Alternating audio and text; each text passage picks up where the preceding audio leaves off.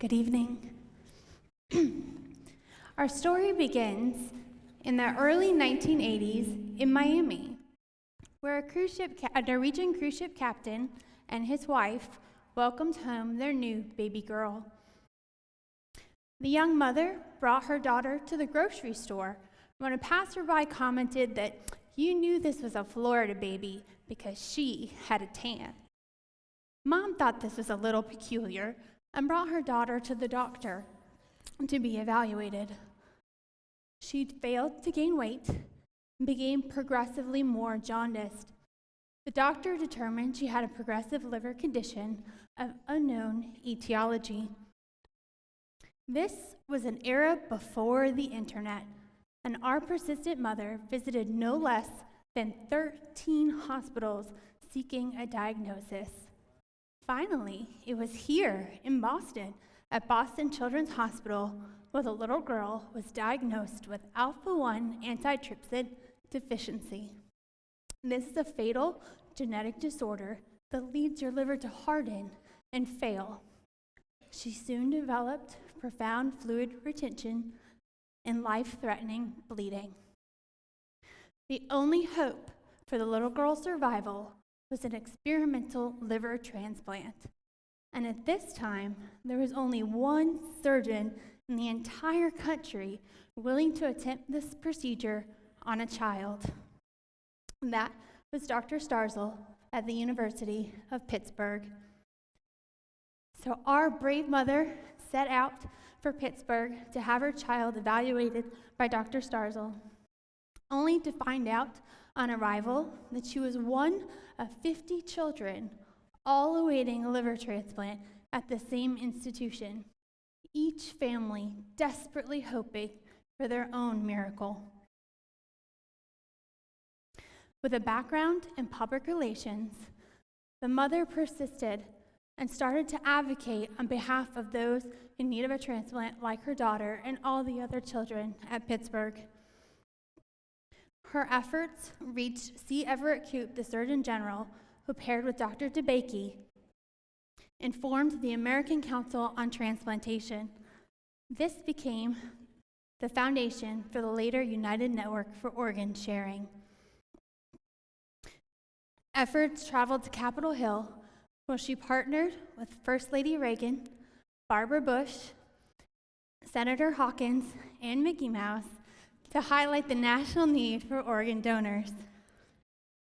Of course, no one was more aware of the critical shortage of donor organs than Dr. Thomas Starzl. Word came that a liver was available in Denver, but the donor had been subjected to foul play, and the liver was to be used as evidence in court. So Dr. Starzl got on a plane and traveled to Denver to plead to the judge for use of the liver for transplant. The judge agreed, and the liver was brought back to Pittsburgh. Only there had been an error, and the blood type did not match that of the little girl from Florida. Instead, the liver went to Austin Shegda, a 3-year-old boy from Iowa. As the little girl clung to life, surgeons and physicians began to call the mother and plead with her not to allow this surgery to progress. They cautioned her and said that her child would be mentally disabled, handicapped, mutant. She would never be a normal little girl. They asserted that she would be Frankenstein's monster. Even the psychiatrist at Pittsburgh had said the child was probably better off if allowed to die. Meanwhile, in Kentucky, another mother brought her daughter to the hospital for what she thought was pneumonia. Shortly thereafter, she was transferred to Vanderbilt and determined to have a non-operable brain tumor. Within a few days, little Amanda passed away. And then the call came. Little Amanda's nurse from Kentucky had seen the plight of the children in Pittsburgh and called to tell them there was a potential donor available. Doctors informed the little girl's parents that if the surgery were successful, she would have a 30% chance for 6-month survival. And on January 19th, 1984, I was wheeled out of the operating room, and I became Florida's first liver transplant recipient.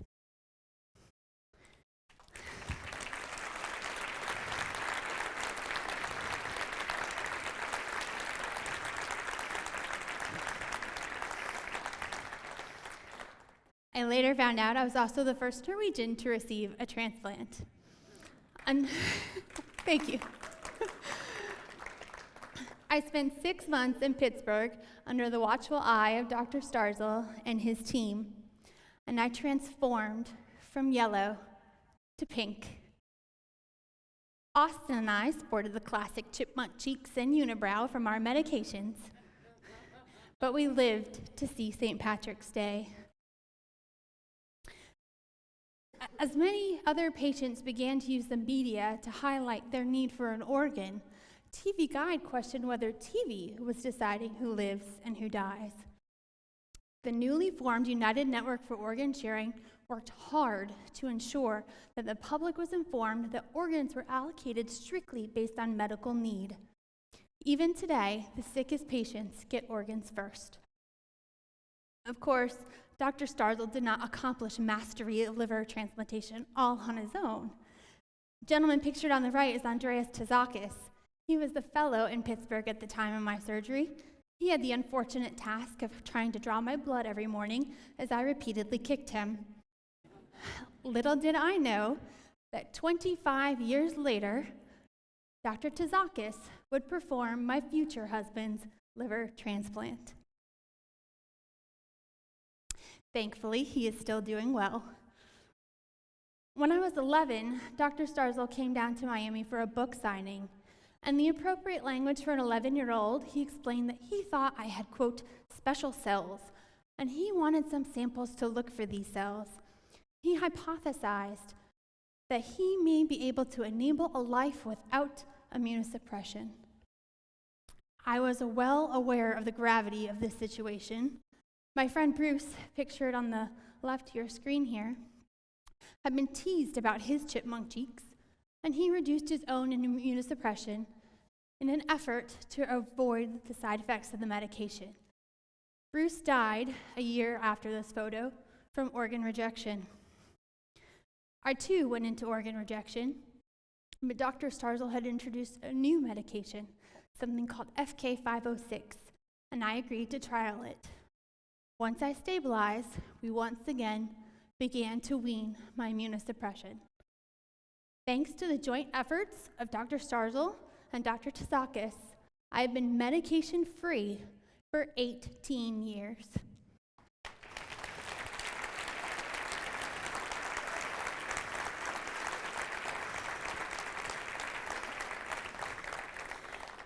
So I did what every ninth grader does and wrote a paper. Dr. Starzl and Amanda have given me not only a life, but a lifetime. I'm ever so thankful that I got to meet Amanda's family 25 years after my transplant. And they participated in my wedding, yes, on reality TV. Amanda's sister served as a bridesmaid. In 2011, my husband and I gave birth to the first baby born to 2 liver transplant recipients. And we welcomed our second son last year.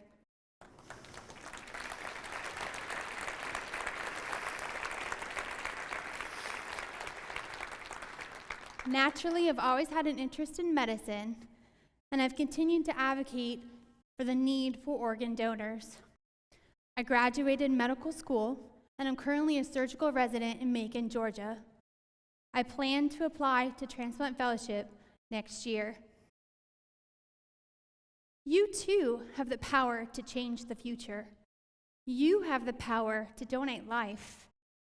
You have the power to give children like me the opportunity to grow up and have their own families.